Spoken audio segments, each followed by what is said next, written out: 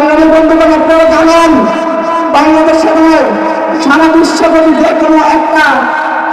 কোনো একটা পন্থাকে এস্টাবলিশ করতে হয় বর্তমানে জেনারেশন জেড ছাড়া সম্ভব নয়। তাই বাংলাদেশে যদি ইসলামকে প্রতিষ্ঠিত করতে হয় জেনারেশন জেডের সহায়তা ছাড়া আমার মনে হয় না ইসলাম প্রতিষ্ঠিত হবে।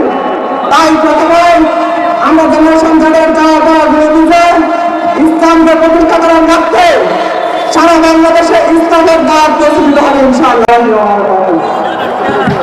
نحمده ونصلي على رسوله الكريم أما بعد فأعوذ بالله من الشيطان الرجيم بسم الله الرحمن الرحيم।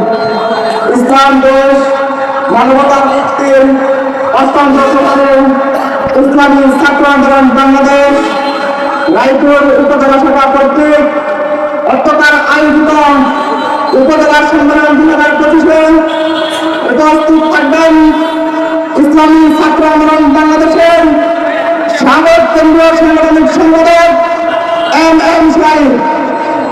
আরো উপস্থিত থাকবেন ইসলামী ছাত্র আন্দোলন বাংলাদেশ লক্ষ্মীপুর জেলা শাখার সাংগঠনিক সভাপতি ছাত্রনেতা মোহাম্মদ ইউনুস খান।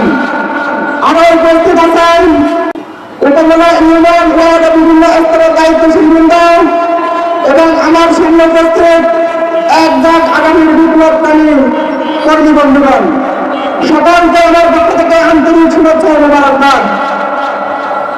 গভীর শ্রদ্ধার সাথে স্মরণ করছি বিপ্লবের সেই প্রাণ পুরুষ মহান পুরুষ মাওলানা সৈয়দ ফজলুল করিম রহমতুল্লাহ আলাইহি, যিনি 1991 সালে ছোট্ট একটি চারা গাছ বাংলার মাটিতে রোপণ করে দিয়েছিলেন। আজকের সেই চারা গাছ সারা বাংলাদেশে আলো ছড়াচ্ছে।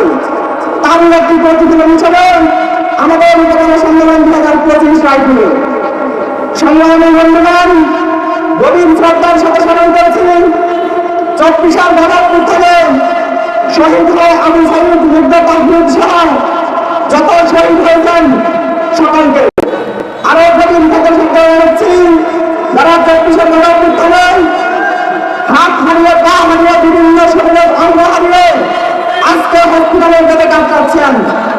গভীর সাথে শ্রদ্ধা জানাচ্ছি যারা 24-এর গণঅভ্যুত্থানে সফল করে 24-এর গণঅভ্যুত্থানে সফল করেছিল। সংগ্রামী ছাত্র বন্ধুগণ, আমরা সবাই চাই বাংলাদেশে ইসলামকে প্রতিষ্ঠা করতে। বাংলাদেশে ইসলাম প্রতিষ্ঠা করতে হলে প্রথমত জেনারেশন জেডকে নিজেদের করে নিতে হবে।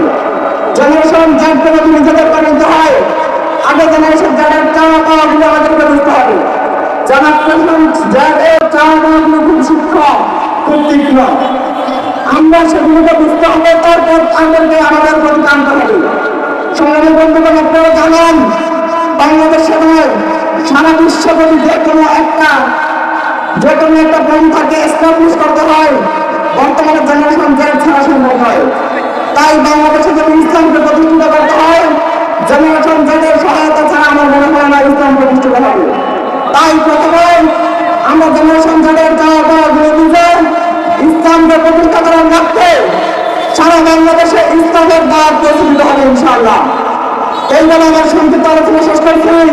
নাসরুল মিনাল্লাহি ওয়া ফাতহুল করিম। আসসালামু আলাইকুম ওয়া রাহমাতুল্লাহ।